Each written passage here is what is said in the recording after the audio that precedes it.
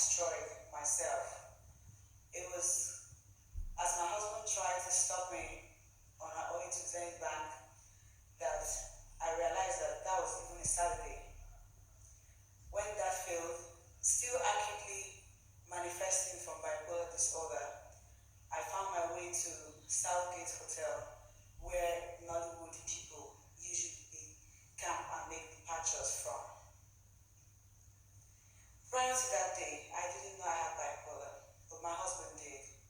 He did because 2 weeks before the 12th of October, I had yet another serious episode that landed me at the hospital, still First Delta American Hospital.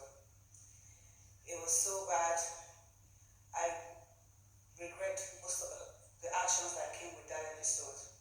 But my hospital didn't tell me that he was bipolar when I was discharged.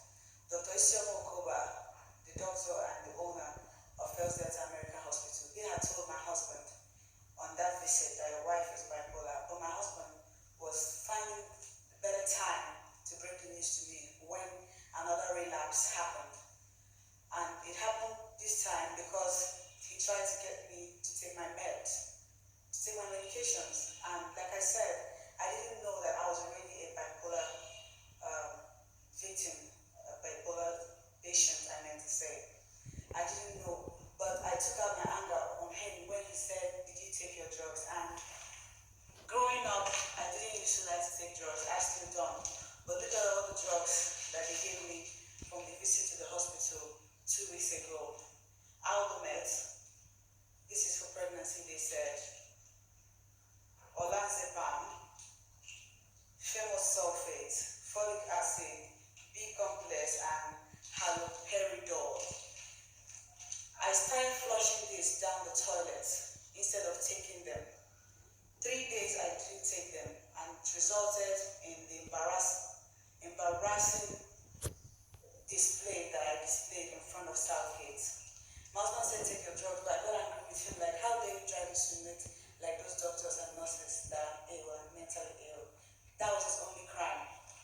I flipped it on him like an enemy, and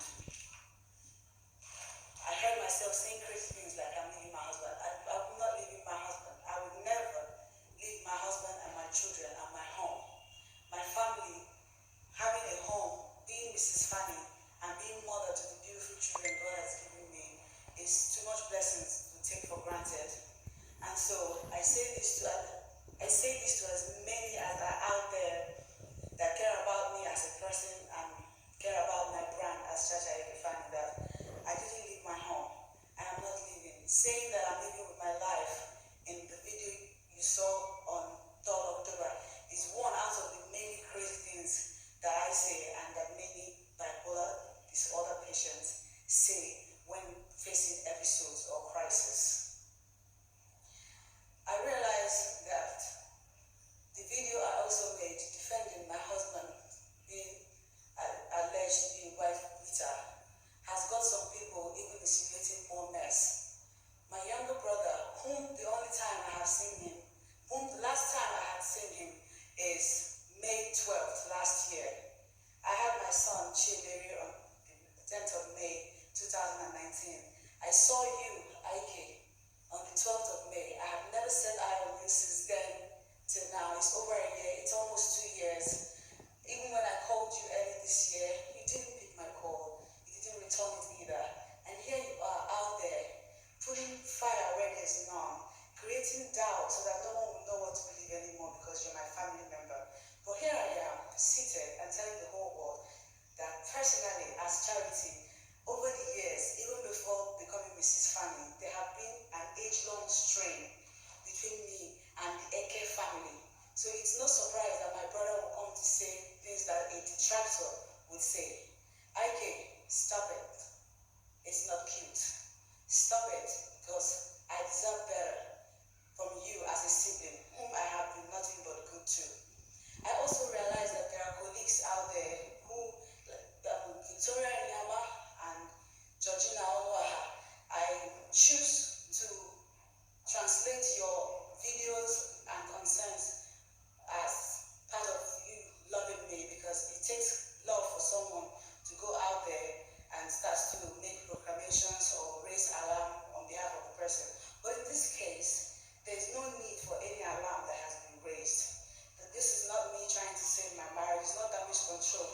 pregnant for what would have been my fifth child, if not for one of the post-traumatic situations I've had in the past, all of which I have said I will translate into a movie.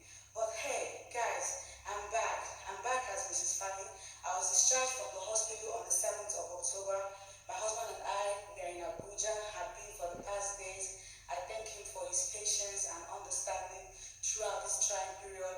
I'm so glad that there's finally a name for waiting they do me since, because if now by doing something they do me, I wasn't really understanding. I finally do with these drugs. I finally noticed that thing called bipolar disorder, I'm one of the many people out there that have it.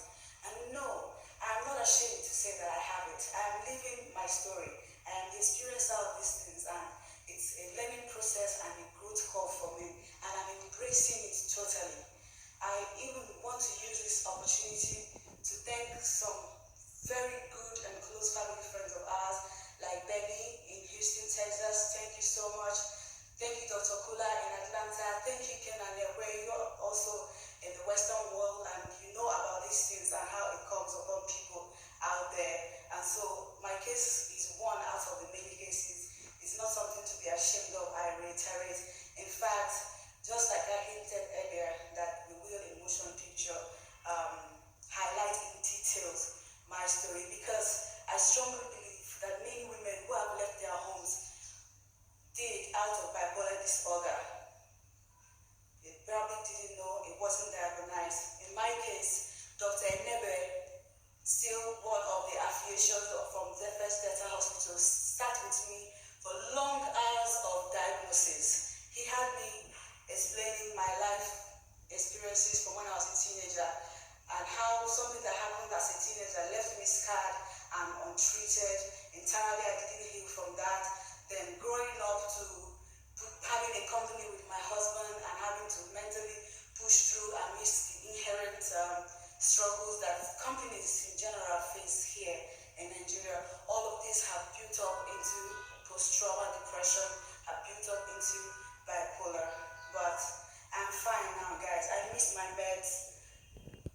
That's what happened. I missed my meds. I didn't know I should never do that, and I'll never miss them again. And for my colleagues, like I said earlier, there are some that, like NS Toby, I thank him for coming to Southgate that day. It was him that hinted at my husband. He said, could child be bipolar?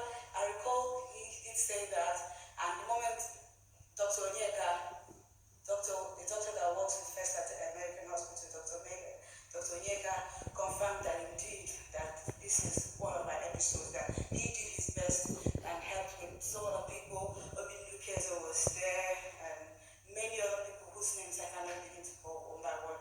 But I'm thankful to everybody that have loved me for all these years. Guys, God win in our situation. And I love my husband. I didn't lose him. He doesn't beat me, and this is no damage control. Please, if you love me, stop spreading the lies. I'm back with my life. I'm getting used to the new normal. The pictures that I've been posting on social media these past days, it's me. It's me. It's not my husband. Quit cussing him out. It's really unfair that someone is innocent and people are casting stones at the person. If you let me, I'll go on and on, but I'm glad that I'm making this video because I owe it to my loved ones out there. I owe it to them. I'm recovering. I'm fine now, and you keep hearing from me. Thank you so much, everybody. Thank you a lot. And I also want to indulge or pray.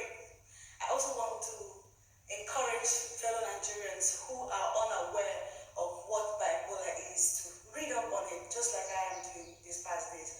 Google knows things. Ask Google. The medical practitioners abound in our society. Ask questions. It's me today. It could be you that's watching. It could be your neighbor. Let's look out for each other and let's stop tearing down instead of building up. I'm a firm believer in marriage. I'm a firm believer in life and love. It has not stopped. This 3rd October episode has to be the most embarrassing of it that has had me here sitting. There have been many other episodes, over 8 to 10 if I begin to narrate them. Some of them had me enjoying myself by myself, destroying things, my children terrified. It's a lot, it's deep. But I know within myself, beyond the shadow of doubt, that I am that girl that will never be ashamed to own her truth and speak her truth and stand by it. I am not ashamed, I am not embarrassed, I am fine, I am made perfect by God, and I remain God's gift to the world. Thank you so much, everybody, for watching. I should do this more often. It's exonerating. I feel good in my spirit. God bless us, every one of us. Have an excellent weekend, guys. I love you.